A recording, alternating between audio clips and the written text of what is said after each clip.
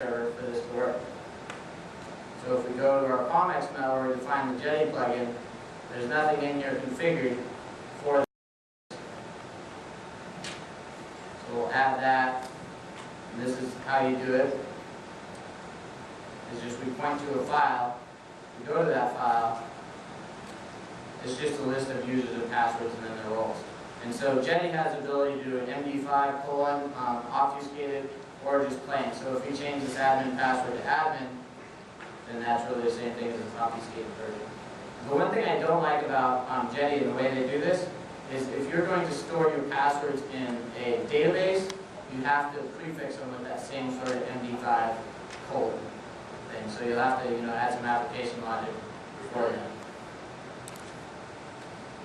So now if we restart, it should actually work. How many people use Tomcat? Well, like 70%. How many people use Jetty? Well, like 10. How many people use WebSphere? Whoa, poor guys. Alright.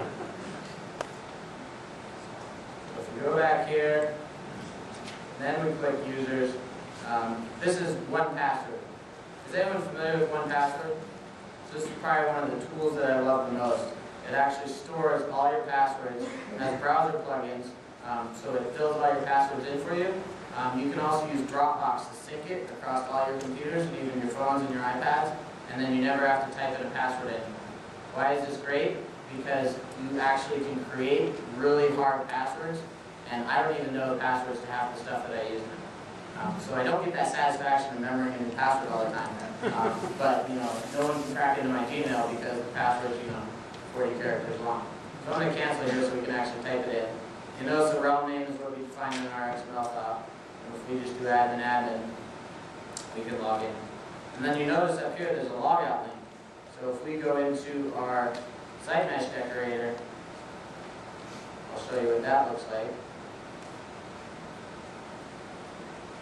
So that's just right here. It says, hey, if there's a remote user in the request, then give a logout link and allow them to log out.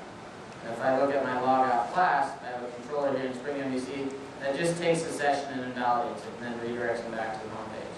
So if I click on that logout link, why didn't it actually kill the user? Anyone?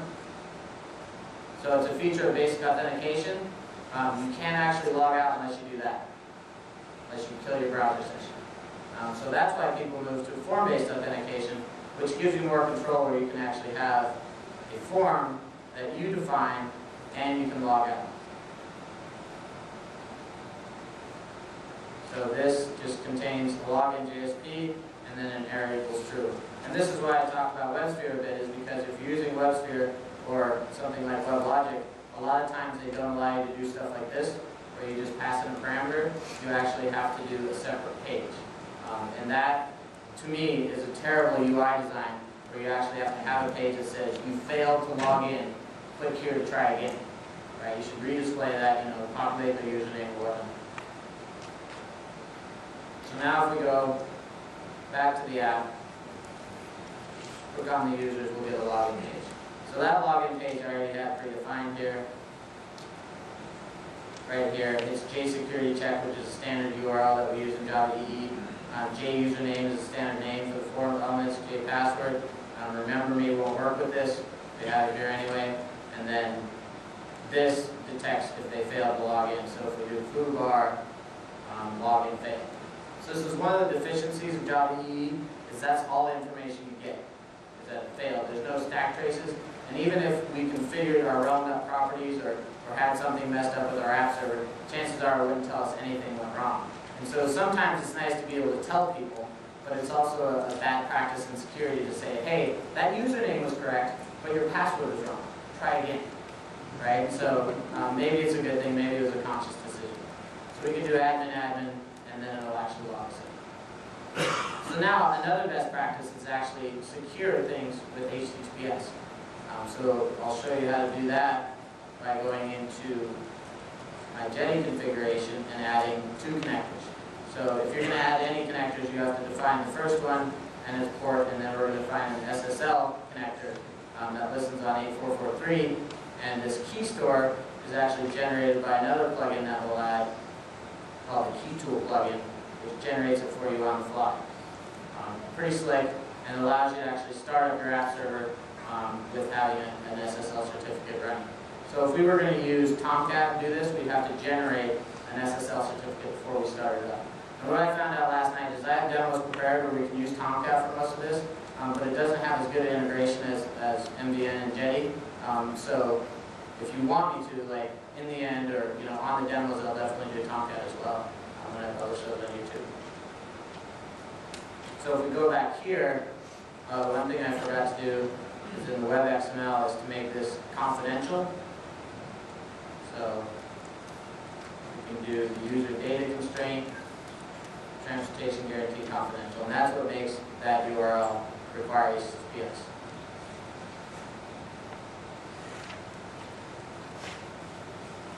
So this is the part, if you try this at home, pay attention carefully. If you're taking a nap, hopefully you'll wake up for this part, because this took me probably an hour to figure out.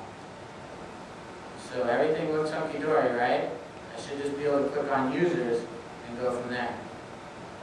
But instead I get a 403 access denied. Now I've configured in my web XML to say, hey, error code 403, go to that page, and then I display that page, so that's why that happens. But does anyone know why this happens? Because you don't have HTTPS. And the standard Java EE security, or actually I should say Jetty, or the spec, doesn't specify that you have to redirect. Right? So what Jetty does is it doesn't redirect to 8443. Tomcat does. So if I had just done this on Tomcat first, I would have been fine. I wouldn't have known there was an issue. So the magic for me was actually going and changing it to 8443, and then you get prompted for the certificate, and then you can actually log in. So you're sitting there going, what happened? Am I logged in already? Am my roles denied? And then of course you can log in just like that. So then the other thing that you'll probably want to do is you have your form-based security, you have SSL configured for it. You're probably going to want to talk to a database rather than just talking to a file. So we can go into our Jetty configuration here and change from this login service to a JDBC one. And so in this file, JDBC realm, pretty straightforward. We just specify our JDBC driver, the URL, username, password, and then the tables to talk to. So what I found is the JDBC configuration for Jetty is actually quite a bit nicer than for Shiro and for Tomcat, like the built-in configuration. Because what those applications require you to do is to have user tables and a user role table. And in your user role table, you have to have username and role name. And those have to be your primary keys.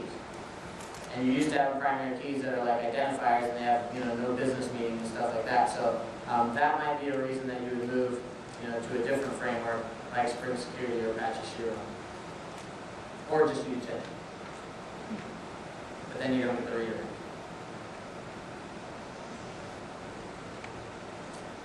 How difficult is it to tie it into like Active Directory or work with it? It's pretty easy. I mean, it's one of the advantages of using Java EE security is that all we've done is in our app is say we require the realm be this name, right? And then as far as the app server, it configures what that matches to. So LDAP, very easy to integrate with, in a lot of the SSO solutions, like that one.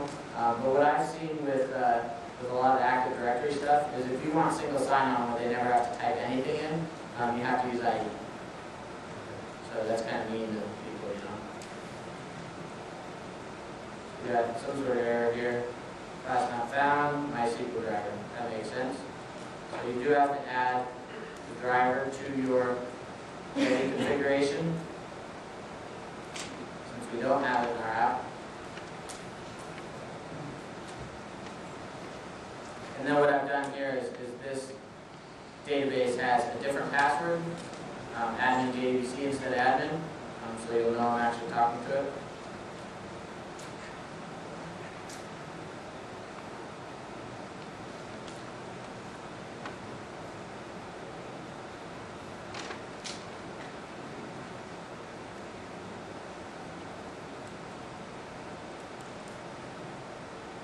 Maybe. I can type it right. Well, this is when you go to the database and check it out, right? SQL Pro here.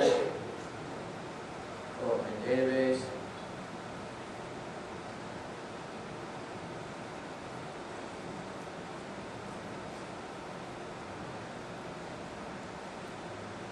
It's encrypted, so I'm going to change that to the old MD5, right?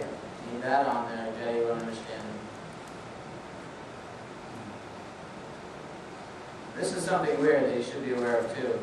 I noticed it last night. I think it's really weird, but I actually have to restart Jetty for that to work. It seems pretty strange, right? It's a database table, got updated. It shouldn't load all those users when the app starts up, but it did. Or something of that sort. I'm not sure how it works. And if this doesn't work, it means that MD5 that I have in there actually isn't admin JDBC, right? It's something else.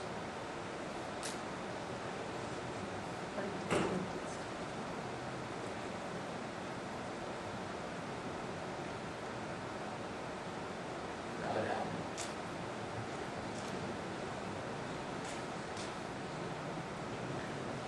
I'm going to try one more time. Okay. Check It does work normally. Check Tomcat. Try Tomcat? Yeah. Oh, that worked. Well, I can also go in here and just No, that's the password. admin Tomcat. No, it's not going to work. You think? Let's try it. There you go. No. So I know if I change this to like that, in an ideal world I could type that in here, admin JDBC, and it would work. But it doesn't, and it worked last night, so never mind. We'll move on to the next one. But it is talking to a database. So, with Servlet 3.0, there's a few new methods. The authenticate method around the HTTP response will actually prompt the user to use basic authentication. So that little box will come up and they can use that. There's also a login method, which you can pass a username and password to. As far as encryption and things of that sort, you'll have to manage that on your own. There's also a logout method. The strangest thing I've seen with the logout method is it doesn't actually seem to log the person out. I still have to do like a session and validate it to get it working, so I'm not sure the semantics of that. It could just be the server I'm using. And then there's get remote user and is user enrolled. There's also a number of new annotations. Some of these are from JSR 250, some of them for Servlet 3.0. There's servlet security, HTTP method constraint, roles allowed, permit all, and deny all. And the deny all one kind of puzzles me. If you're going to have deny all on a method, why not just delete the method?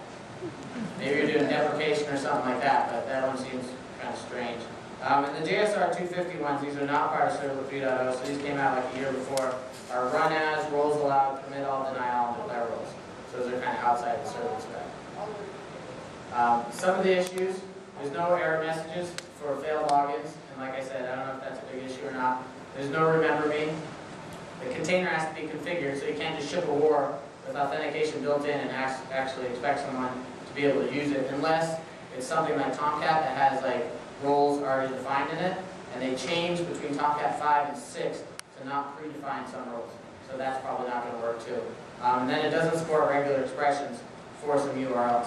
So there's another demo that I wanted to do before we moved along, and that was to implement AJAX, what I call AJAX security, using programmatic authentication. So in this security package, I'm going to create a new Java class called login controller. That's actually going to handle logging the person in. This is just a Spring MEC class. Maps to API JSON, or login.json. Uses this login service to allow it to get the status, and then to log them in with the username and password. I'll go ahead and create that service. Just going to start with an interface. Has those methods in it. So now our login controller will compile. And then if we create the implementation, Java's EE login service.